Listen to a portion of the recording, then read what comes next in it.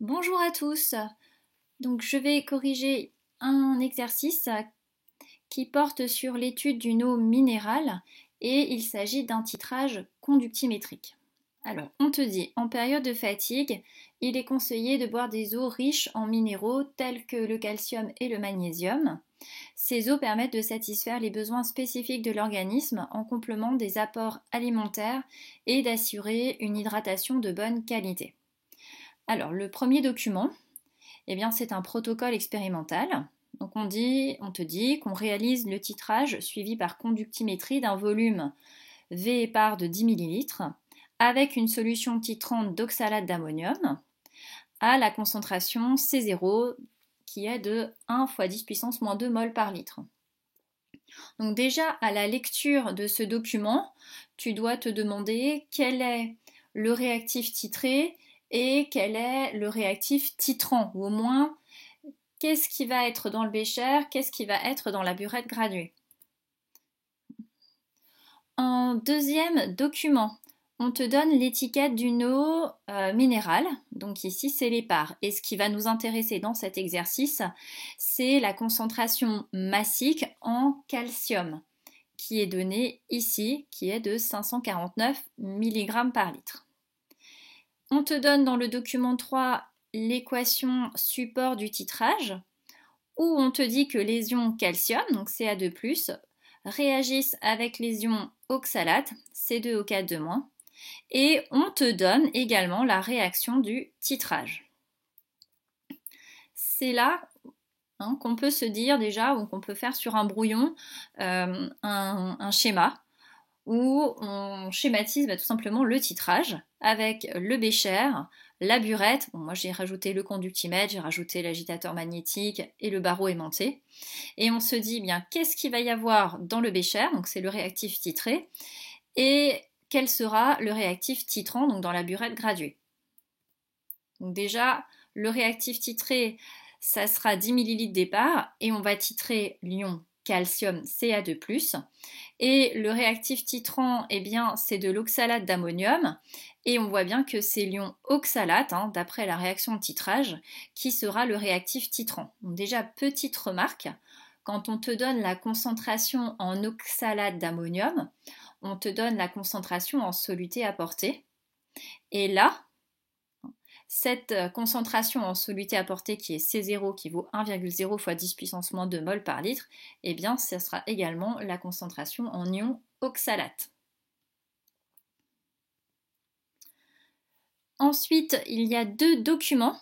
Un document 4 sur l'incertitude type sur la mesure de la concentration en masse Cm en calcium, où tu as une formule qui va te permettre de calculer cette incertitude type sur la mesure de la concentration en masse.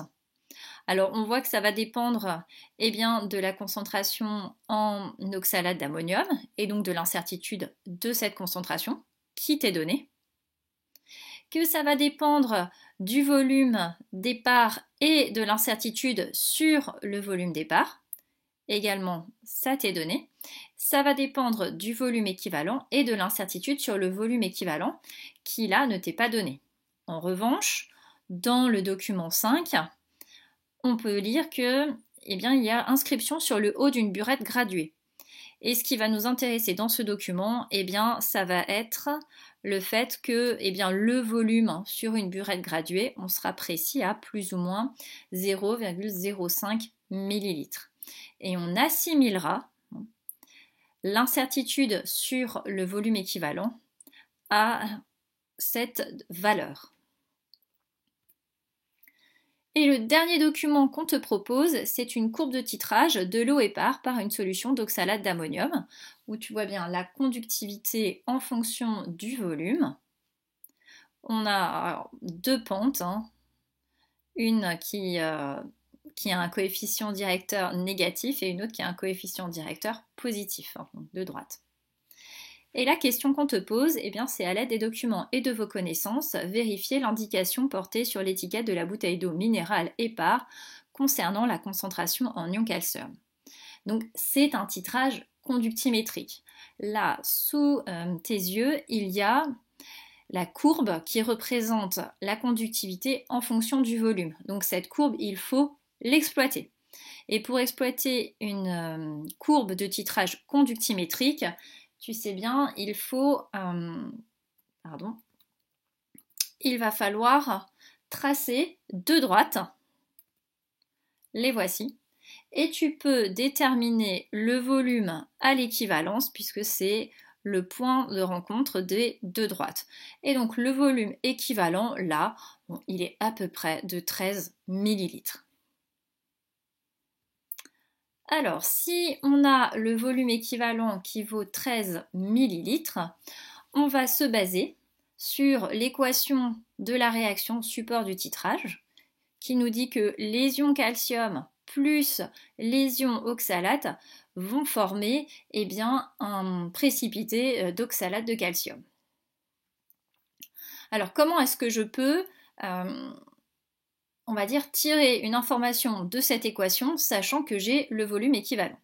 Eh bien, ce que je sais, c'est que à l'équivalence, les réactifs, donc l'ion calcium et ion oxalate, ont été introduits en proportion stoichiométrique. Et quand je vois cette équation de réaction, eh bien je peux dire que la quantité initiale d'ion calcium, ça va être égal à la quantité d'ion oxalate versée à l'équivalence. Puisque je te rappelle, le calcium est le réactif titré et l'ion oxalate est le réactif titrant. Et donc après, je peux exprimer la quantité de matière d'ion calcium en fonction de la concentration en ion calcium fois le volume de la solution titrée, donc là c'est le volume départ. Ça va être égal à la concentration en ion oxalate fois le volume équivalent. Et ce qu'il faut voir, c'est que la concentration en ion oxalate, c'est la concentration en oxalate d'ammonium. Donc pour trouver la concentration en ion calcium, je vais diviser par le volume départ de part et d'autre. Ici je divise par le volume départ. De part et d'autre de l'égalité, parce que si je divise d'un côté, je divise forcément de l'autre. Et je pourrais ainsi isoler la concentration en ion calcium. Donc la concentration en ion calcium, c'est la concentration en oxalate multiplié par le volume équivalent sur le volume départ. Et on a vu que la concentration en ion oxalate, c'est la concentration en oxalate d'ammonium qui est notée C0 dans le texte.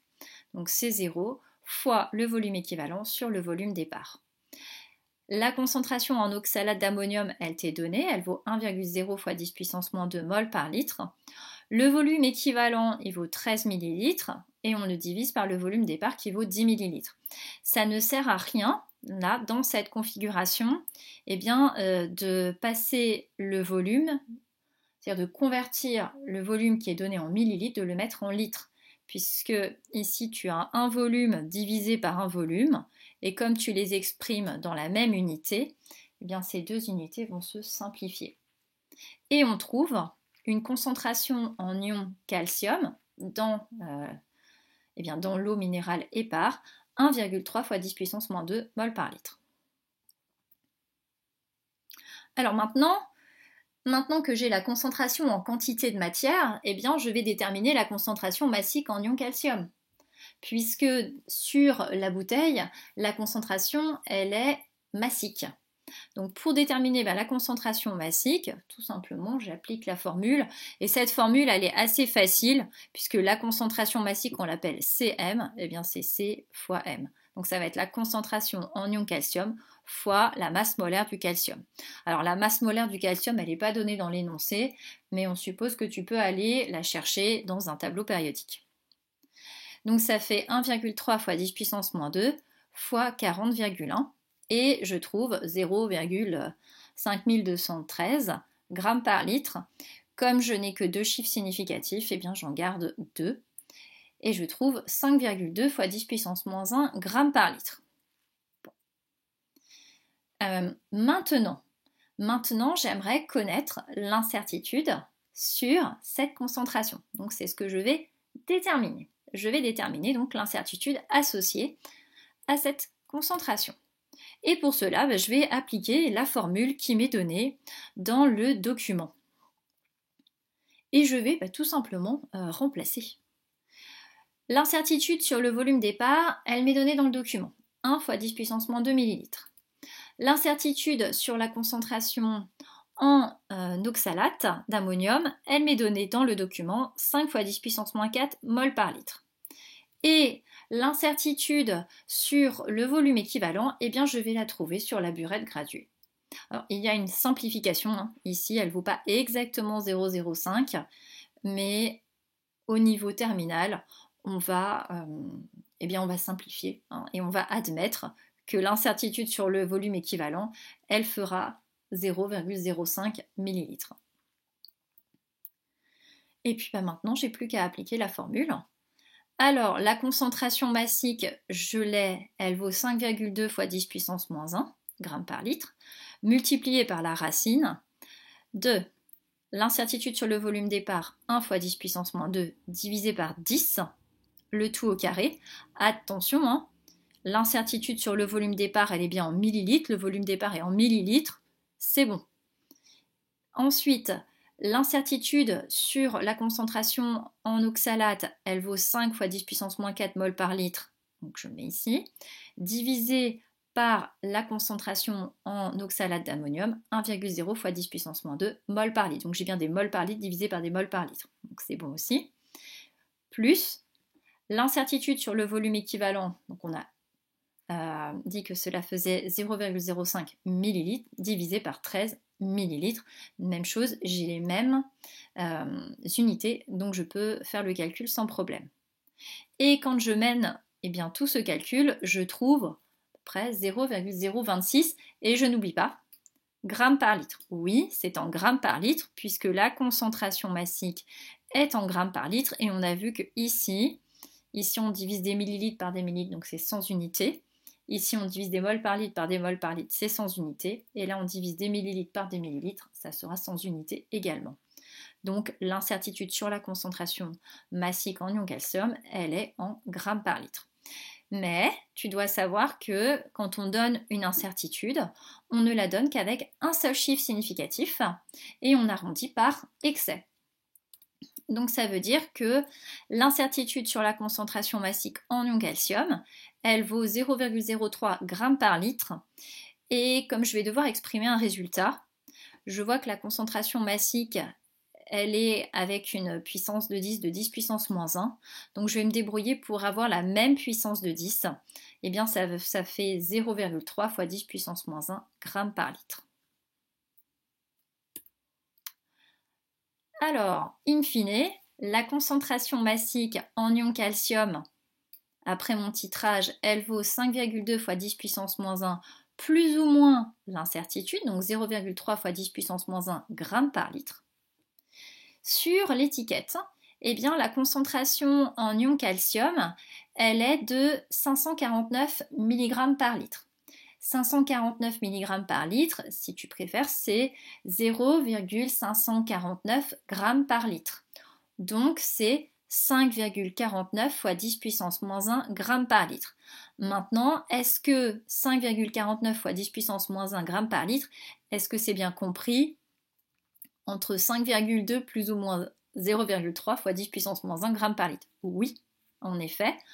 Puisque la concentration en masse, bien finalement, elle vaut soit 4,9 fois 10 puissance moins 1 g par litre, au plus faible, ou alors au plus fort, donc 5,2 plus 0,3, 5,5 fois 10 puissance moins 1 g par litre. Et 5,49 est bien dans cet intervalle. Voilà, donc l'indication portée sur l'étiquette, eh bien, elle est correcte.